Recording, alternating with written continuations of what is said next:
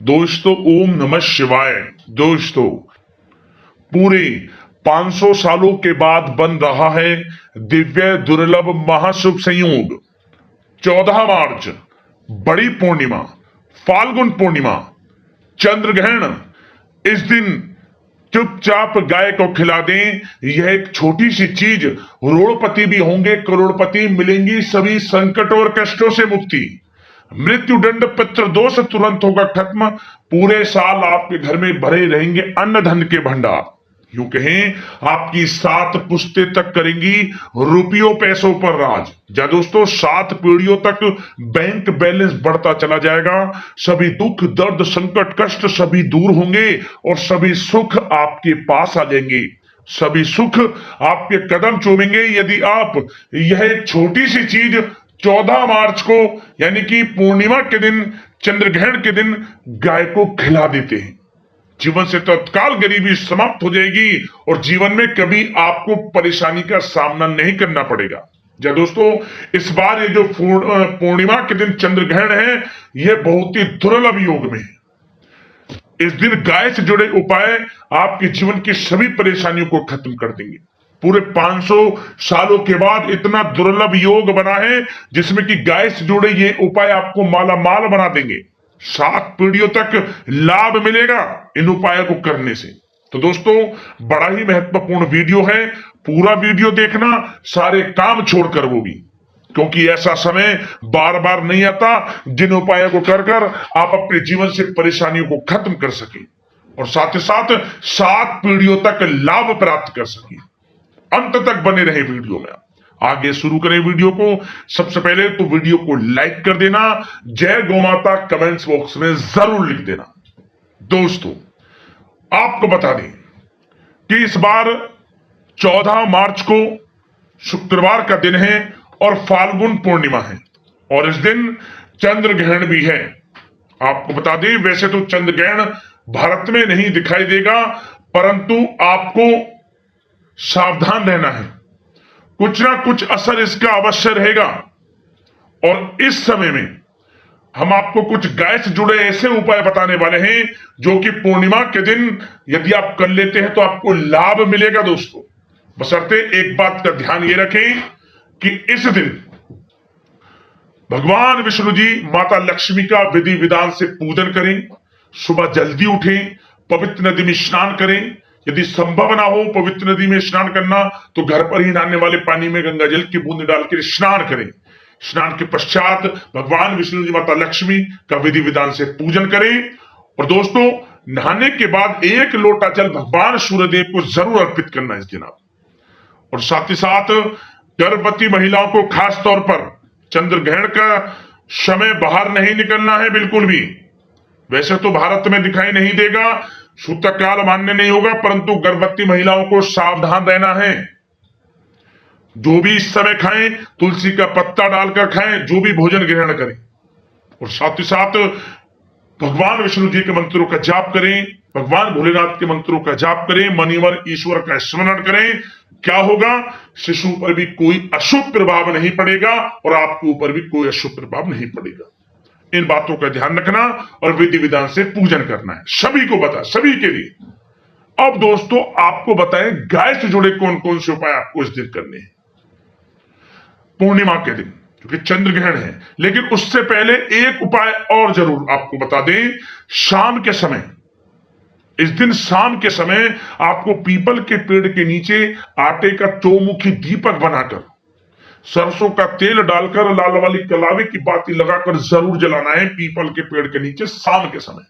और 11 बार परिक्रमा करें, समस्त देवी देवताओं का स्मरण करें, क्षमा याचना प्रार्थना करें, जो गलती हो गई हो उसे माफ हो, इस प्रकार कामना करें, क्योंकि समस्त देवी देवताओं का वास पूर्णिमा के दिन पीपल के वृक्ष में होता है। तो दोस्तों जरूर इस उपाय को कर लेना, पितरों की कृपा बरसेगी, किसी प्रकार का कोई अशुभ प्रभाव भी आपके ऊपर नहीं देगा, किसी भी तरह का। जरूर इस उपाय को करना।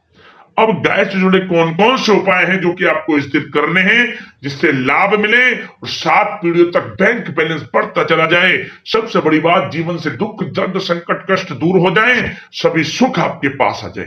सभी सुख आपके कदम चूमे। तो चलिए शुरू करते हैं, गाय से जुड़े कौन कौन से वे महत्वपूर्ण, चमत्कारी, प्रभावशाली उपाय हैं। चलिए शुरू करते हैं। दोस्तों, सनातन परंपरा में गाय, गंगा और गायत्री का बहुत ज्यादा धार्मिक महत्व है। मान्यता है कि गोमाता के शरीर पर 33 कोटि देवी देवताओं का वास होता है। गोमाता की सेवा एवं पूजा करने वाले जातक पर इन सभी देवी देवताओं की कृपा बरसती है। गो सेवा से न सिर्फ इस जन्म के बल्कि पूर्व जन्म के भी दोष दूर हो जाते हैं। प्रत्येक सुबह जब आपके घर में भोजन बनना प्रारंभ हो तो सबसे पहले बनाई गई रोटी को आप गोमाता के नाम से निकाल दें और भोजन करने से पूर्व गोमाता को इस रोटी को खिलाएं। यदि संभव हो तो काली गाय को खिलाएं। यदि काली गाय ना मिले तो सफेद गाय को भी आप खिला सकते हैं। प्रत्येक पूजा और मांगलिक कार्य में गोमाता या उनसे जुड़ी चीजें जैसे गाय का गोबर, गोमूत्र, गाय का दूध अथवा गाय के दूध से बना घी अवश्य शामिल करें। इससे आपको पुण्य फलों की प्राप्ति होगी। सनातन परंपरा के अनुसार जिस घर में गाय होती है उस घर से जुड़े सभी वास्तु दोष स्वतः ही समाप्त हो जाते हैं। किसी भी पूजा में गाय से प्राप्त पंचांगव्य युक्त पदार्थ का उपयोग अवश्य शामिल करें, क्योंकि पंचांगव्य के बिना कोई भी पूजा पाठ और हवन सफल नहीं होता। या दोस्तों, गो कृपा पाने के लिए प्रतिदिन, सप्ताह अथवा महीने में परिवार समेत एक बार गौशाला जाने का नियम जरूर बनाएं और वहां गाय को हरा चारा जरूर खिलाएं। इससे आपको शुभ फलों की प्राप्ति होगी और साथ ही साथ गौ सेवा और गो पूजा से 9 ग्रह शांत हो जाते हैं और इनसे जुड़े दोषों का निदान हो जाता है। गर्मियों में गौ माता को पानी पिलाएं और सर्दी में गौ माता को गुड़ अवश्य खिलाएं। ध्यान रखें कि गर्मियों में गाय को गुड़ ना खिलाएं। अनेक देवी देवताओं को अपने शरीर पर धारण करने वाली गौ माता से जुड़े कई शुभ और अशुभ संकेत भी होते हैं। मसलन गाय का दूध दुहाते समय यदि गाय ठोकर मार दे और सारा दूध बिखर जाए तो अपशगुन होता है। यदि कोई यात्रा पर निकल रहा हो और गाय अपने बछड़े को दूध पिलाती सामने आ जाए तो निश्चित रूप से जिस यात्रा के लिए आप निकले हैं वह यात्रा आपके लिए अवश्य ही सफल होगी और वह काम जिसके लिए आप निकले हैं वह अवश्य ही पूर्ण होगा। यात्रा पर जाते समय बाईं ओर गाय की आवाज आना और रात्रि में गाय की हुंकार करना भी शुभ होता है। दोस्तों, साथ ही साथ गाय के साथ आप भूलकर भी ये काम ना करें, अन्यथा मिलता है घोर नरक और जीवन भर की परेशानियां। जय दोस्तों, गाय को राष्ट्रीय पशु बनाए जाने और इन्हें मौलिक अधिकार दिए जाने की बात हो रही है तो सवाल उठता है कि गाय जब भारतीय संस्कृति का अहम हिस्सा है तब भी गाय के साथ लोग खराब व्यवहार कैसे कर लेते हैं। गाय दर दर भटकती रहती है, भरपेट इन्हें चारा तक लोग नहीं देते। गाय जब तक दूध देती रहती है तो उनकी सेवा होती है और जैसे ही दूध देना बंद कर देती है तो लोग इन्हें उनकी किस्मत पर छोड़ देते हैं। सड़कों पर और गलियों में भटकने के लिए ऐसे में गोवंशी जीवों को कोई डंडे से मारता है तो कोई उन पर पानी डाल देता है। कभी वाहनों से इन्हें ठोकर लग जाती है तो कभी बीमार होकर बेचारी ये गाय दम तोड़ देती हैं। ऐसे में जरूरत है इन बातों को जानने की कि गाय को लेकर शास्त्रों में क्या कहा गया है, गाय के साथ आपको कैसा व्यवहार करना चाहिए। या दोस्तों, गाय को कभी भी मारना पीटना नहीं चाहिए। शास्त्रों में गाय को माता का दर्जा दिया गया है। गाय को मारने पीटने वाला माता को मारने पीटने वाले के समान पाप का भागी माना जाता है। ऐसे घरों को नरक लोक में वर्षों तक कष्ट भोगना पड़ता है। अगले जन्म पशु योनि में मिलता है। कथा है कि गौतम मुनि ने गलती से गाय को डंडा मार दिया था जिससे गाय की मृत्यु हो गई थी और इस पाप से मुक्ति के लिए इन्हें वर्षों तक तपस्या करनी पड़ी। भगवान श्री कृष्ण जी ने बैल स्वरूप में आए वृत्तासुर का वध कर दिया था, जिससे मुक्ति के लिए भगवान श्री कृष्ण को संपूर्ण तीर्थों को एक कुंड में बुलाना पड़ा और इस कुंड में स्नान से वह पाप मुक्त हो गए थे। या दोस्तों, साथ ही साथ जो लोग पानी पी रही गाय को भगाते हैं वे घोर पापी के भागी बनकर नरक भोगते हैं, ऐसा पुराणों में बताया गया है। जबकि जो लोग गाय के लिए प्याऊ और चारा घरा बनवाते हैं वह महाभाग्यवान होते हैं। ऐसे लोग घोर पाप से मुक्त होकर स्वर्ग पा जाते हैं और बड़े ही धनवान कुल में जन्म लेकर सुख भोगते हैं। और साथ ही साथ आराम कर रही गाय को कष्ट देकर कभी भी उठाना नहीं चाहिए। कहते हैं कि जिस स्थान पर गाय बैठी है वहां से नकारात्मक ऊर्जा समाप्त हो जाती है। गाय के बैठने की जगह को जो लोग नियमित साफ रखते हैं वे पूर्व जन्म में किए गए जाने अनजाने में पापों से मुक्ति हो जाते हैं और गोलोक में स्थान पाते हैं। गाय को डंडा मारकर उठाना, पानी डालकर उठाने से मनुष्य पाप का भागी बनता है और अगले जन्म में उसे दर दर भटकना पड़ता है। और साथ ही साथ शास्त्रों में बताया गया है कि गाय का दूध उसके बछड़े के लिए होता है। गाय के बछड़े से बचा हुआ दूध ही मनुष्य को लेना चाहिए, लेकिन कुछ लोग एक बार गाय को दूह लेने के बाद फिर से बछड़े के लिए बचा हुआ दूध भी दूह लेते हैं। ऐसा करना घोर पाप कहा जाता है। ऐसे दूध को दुहाने वाला और ग्रहण करने वाला दोनों ही पाप के भागी बन जाते हैं। दोस्तों, साथ ही साथ शास्त्रों में कहा गया है कि गोवंश यानी गाय और बैल के पीठ पर नहीं बैठना चाहिए। इनके पीठ पर बैठने से महापाप लगता है। ऐसे लोगों को नरक की यातना भोगनी पड़ती है। एकमात्र महादेव के अंश के उत्पन्न नंदी ही गोवंशी हैं, जिस पर स्वयं महादेव और महादेवी सवारी करती हैं, क्योंकि नंदी ने स्वयं अपनी इच्छा से महादेव की सवारी बनना स्वीकार किया था। और साथ ही साथ शास्त्रों में गाय के दान को बहुत ही महत्व दिया गया है, लेकिन ऐसी गाय का दान कभी नहीं करना चाहिए जो बूढ़ी और बीमार हो। कठोपनिषद में नचिकेता की कथा भी इस संदर्भ में है कि जिस नचिकेता ने पिता द्वारा बूढ़ी गाय को दान करने पर आपत्ति जताई थी, दूध देने वाली और बछड़े सहित जो लोग गाय का दान करते हैं वह महान पुण्य को प्राप्त करके स्वर्ग में स्थान पाते हैं। दोस्तों, साथ ही साथ सूर्य, चंद्र, मंगल या शुक्र की युति राहु से हो तो पितृ दोष होता है।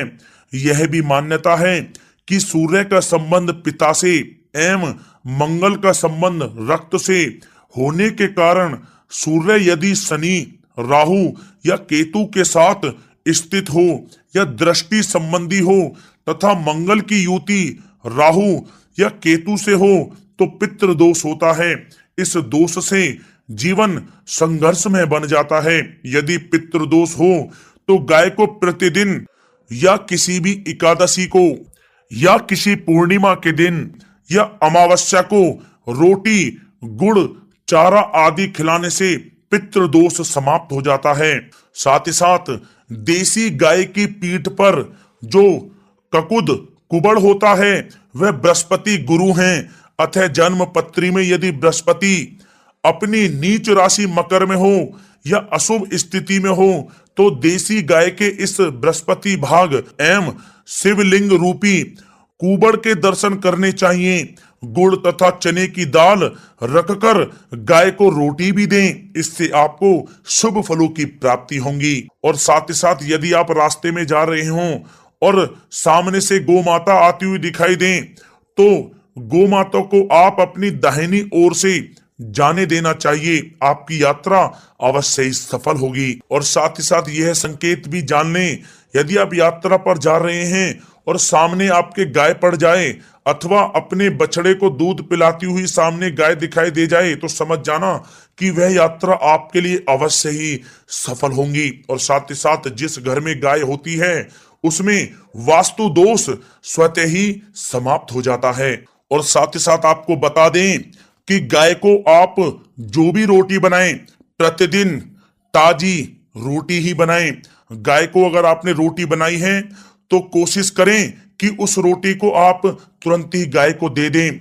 अगर आप उस रोटी को रख देंगे और उस रोटी को अगले दिन देंगे तो वह रोटी बासी मानी जाएगी। गाय को कभी भी बासी रोटी ना दें, इससे घर में नकारात्मक ऊर्जा वास करती है और जो भी कार्य आपके बनने वाले होंगे वह कार्य भी आपके बिल्कुल भी नहीं बनेंगे। इससे आपके घर में हमेशा दरिद्रता का वास रहेगा और आप जिस भी कार्य को करेंगे उस कार्य में आपको हमेशा असफलता ही हाथ लगेगी। इसलिए कोशिश करें गाय को रोजाना ताजी रोटी बनाकर खिलाएं और रोटी को बिल्कुल ना रखें, बासी रोटी गाय को ना दें। और साथ ही साथ सड़ी गली चीजें गाय को नहीं खिलानी चाहिए कि घर में कोई फल है, कोई सब्जी है, सड़ जाए तो लोग क्या करते हैं, गाय को खिला देते हैं। नहीं, ऐसा नहीं करना चाहिए। ऐसा करने से यदि आप गाय को खिलाते हैं तो और आप पाप के भागी बन जाते हैं।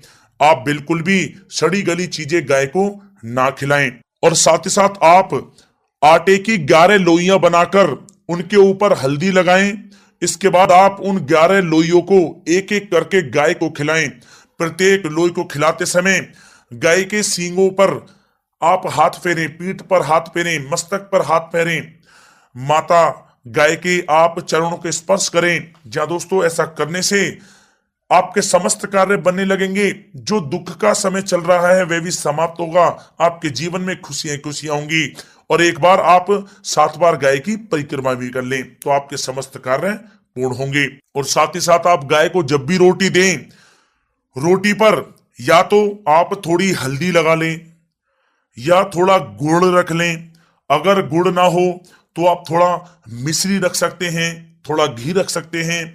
जहां दोस्तों गाय को कभी भी सूखी रोटी ना खिलाएं। सूखी का मतलब गाय की जो रोटी रखें खिलाएं उस पर कुछ ना कुछ रख कर खिलाएं।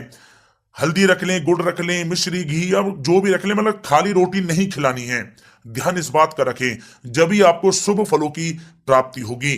जी हाँ दोस्तों, ये थे गाय से जुड़े कुछ महत्वपूर्ण उपाय, कुछ बातें जिन्हें आपको ध्यान में जरूर रखना चाहिए। जी दोस्तों, वीडियो अच्छी लगी हो तो वीडियो को लाइक करें, ज्यादा से ज्यादा अपने दोस्तों में शेयर करें, चैनल पर नए तो सब्सक्राइब करें। जय गौ माता।